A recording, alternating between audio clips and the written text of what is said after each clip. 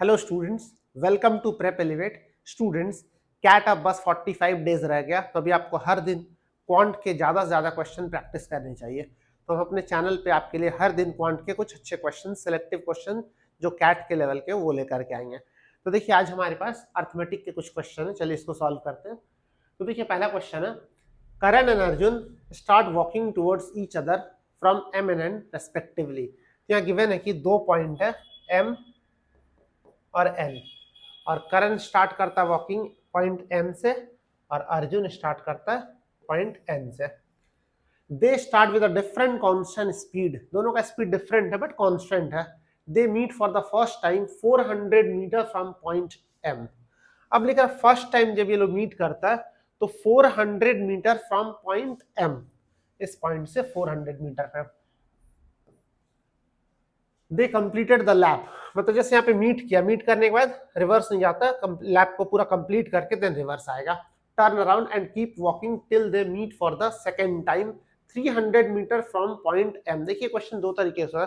एक बार क्या होता है कि पॉइंट एम से दिया होता है डिस्टेंस, एक बार एन से, लेकिन यहाँ पे दोनों डिस्टेंस पॉइंट एम से दिया, कंफ्यूज नहीं करना। देखिए, पॉइंट एम लिखा दोनों बार। Find the distance between M and N, बहुत अच्छा क्वेश्चन है। चलिए, इसको आप चाहे तो वीडियो को पॉज करके आप बना सकते हैं क्वेश्चन को। देखिए, ऐसे क्वेश्चन का अगर आप इक्वेशन बनाएंगे, बहुत लेंदी इक्वेशन बनेगा। टाइम एंड डिस्टेंस का अगर आप प्रॉपर इक्वेशन, यहाँ पे देखिए स्पीड नहीं दिया, डिस्टेंस पूछा है, टाइम नहीं दिया, कुछ भी नहीं दिया, तो इक्वेशन आप कैसे सोचेंगे? तो ऐसे क्वेश्चन को लॉजिकली बनाते हैं। कैसे बनाते हैं, ध्यान से देखिए। तो लेट्स से इस डिस्टेंस को अगर हम लोग एक्स मान ले, ठीक है। पूरा फर्स्ट टाइम जब मीट करता है करण अर्जुन, तो वो जो जिस पॉइंट पे मीट करता है वो पॉइंट एम से 400 मीटर पे होता है। मतलब कोई भी एक डिस्टेंस, लेट्स सी ये पॉइंट है फर्स्ट मीटिंग, ये डिस्टेंस गिवन है 400 मीटर। तो करण इधर जा रहा, अर्जुन इधर यहाँ पे मीट किया, मीट करे करण आगे बढ़ गया और यहाँ से यू टर्न लेके वापस आता है, अर्जुन यहाँ से यू टर्न लेके आता है, फिर किसी पॉइंट पे मिलता है और वो पॉइंट 300 मीटर फ्रॉम एंड, मतलब इससे पहले इस पॉइंट पे मिलता है कहीं पे। ये 300 मीटर फ्रॉम एम है। थोड़ा सा इसको बड़ा बना लेते हैं हम लोग डायग्राम को, ठीक है, समझने में ईजी होगा। कुछ कैलकुलेशन नहीं, कुछ नहीं होगा, ऐसा क्वेश्चन है, बस आपको लॉजिक समझना, बहुत जल्दी आंसर आएगा, ठीक है।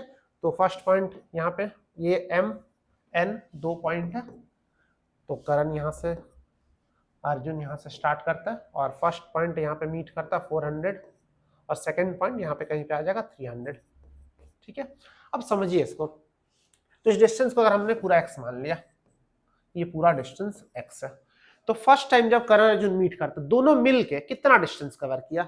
सिंपल है, करण प्लस अर्जुन मिल करके एक्स डिस्टेंस कवर कर, तभी मीट कर सकता है। एक पॉइंट से करण निकला, दूसरे पॉइंट से अर्जुन निकला, अब कहीं पे भी इस ट्रैक पे कहीं पे भी मीट करे उससे कोई फर्क नहीं पड़ता, पूरा टोटल डिस्टेंस कवर करेगा दोनों मिलके, तभी मीट कर सकता है।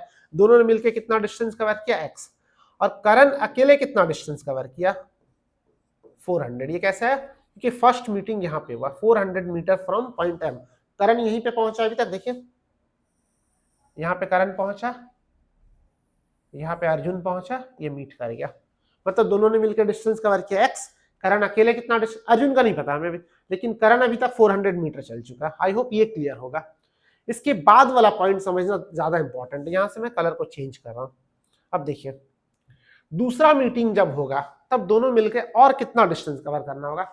तो देखिए, फर्स्ट मीटिंग अगर एक्स कंप्लीट करे फर्स्ट मीटिंग हो जाएगा, लेकिन दूसरा मीटिंग के लिए अब दोनों को मिलाकर 2x कवर करना होगा, क्योंकि दोनों अब सेम पॉइंट पे। अब ये लैप पूरा कंप्लीट करके यहां से वापस आएगा। चलिए मैं इसको ड्रॉ करता हूं।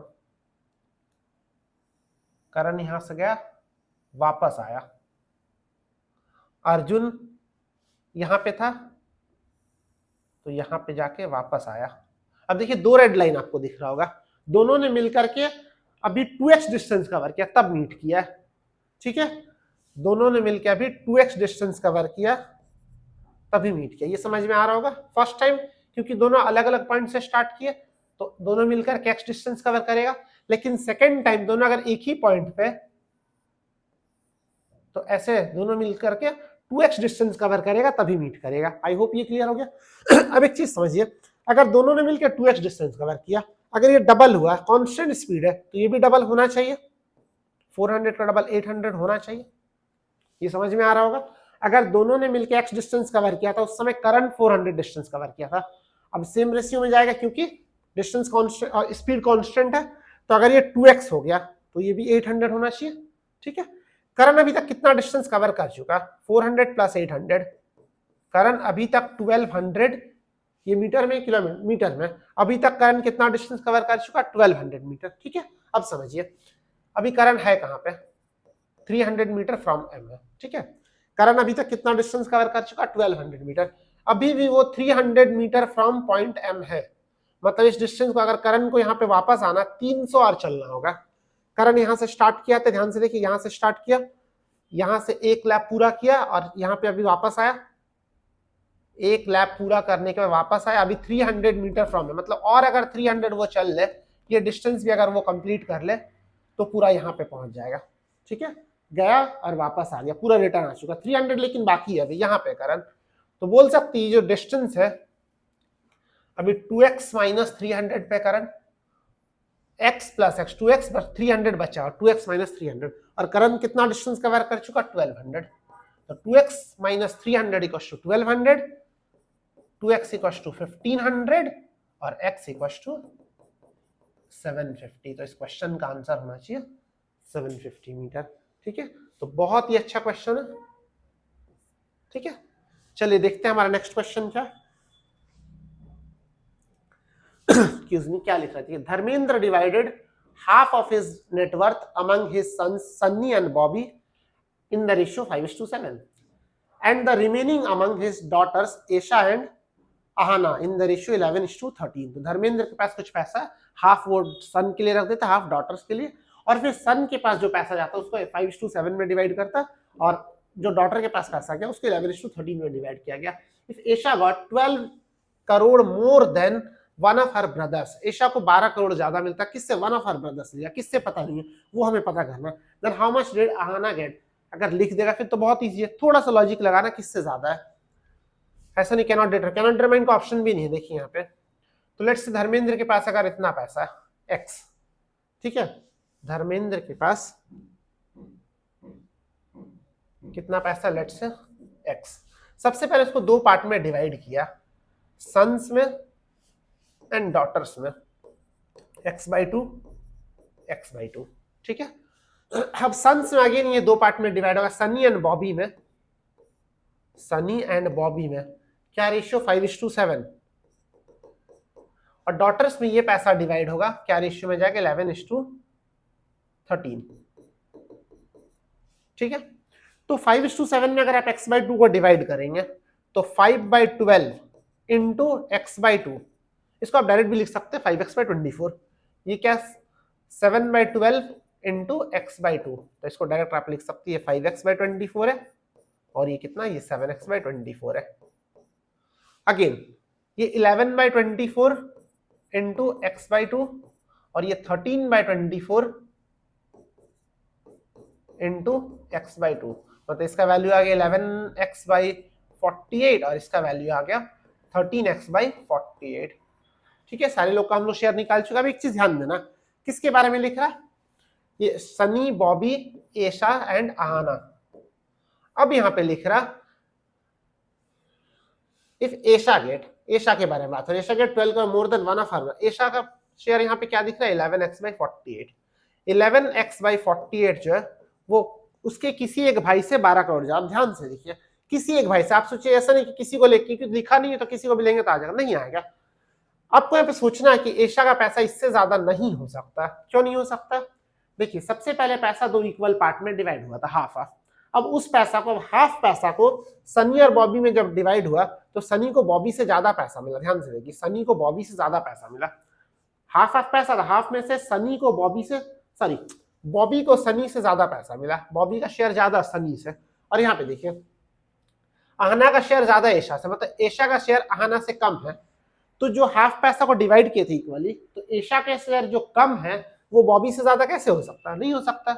या फिर अगर आप उतना नहीं सोचना चाहते, सिंपली ऐसे सोच लीजिए, ये 11x/48, अगर सबका एलसीएम अगर 48 होता, बेस्ट तरीका सोचना, सबका एलसीएम अगर 48 होता है, ये 5x/24, इसको लिख सकते हैं 10x/48, और इसको लिख सकते हैं, इसको अगर डिनोमिनेटर को 48 बनाए तो 14x/48 होगा। अब 11x/48 14x/48 से ज्यादा कैसे हो सकता, नहीं हो सकता, इससे ज्यादा, देखिए 10x/48 वो 11x/48 है। मतलब एशा का जो शेयर है वन ऑफ आवर ब्रदर कौन है, सनी, सनी से ज्यादा है। तो लिख सकते हैं 11x/48 equal to 12 plus 10x/48। ठीक है, तो इसको इधर माइनस कर देंगे तो x/48 इक्वल टू 12 और x इक्वल टू 48 इंटू 12। ये करोड़ में, इसको भी इंटू मत करिए। पूछा क्या देख लेते हैं, पूछ रहा क्वेश्चन में then how much did Aahana get, Aahana का शेयर पूछा जा रहा। आहना का शेयर यहाँ पे देखिए 13x/48 है, यहाँ पे पुट कर देते हैं तो 13 इंटू 13x/48 मतलब 13/48 इंटू x का वैल्यू 48 इंटू 12, तो 48 कैंसिल है, 12 इंटू 13 156 होता है, तो 156 करोड़ होना चाहिए आंसर। ये सिंपल था क्वेश्चन, टफ नहीं था, बस आपको ध्यान 156। ठीक है, चलिए देखते हैं हमारा नेक्स्ट क्वेश्चन क्या। देखिए क्वेश्चन बोल रहा है P and Q together can complete a work in 16 days, Q and R together in 20 days, P worked for 6 days and left, then Q worked for 10 days and left, R completed the remaining work in 38 days। देखिए कितना अच्छा question, ये अच्छा question क्यों बता रहे हैं।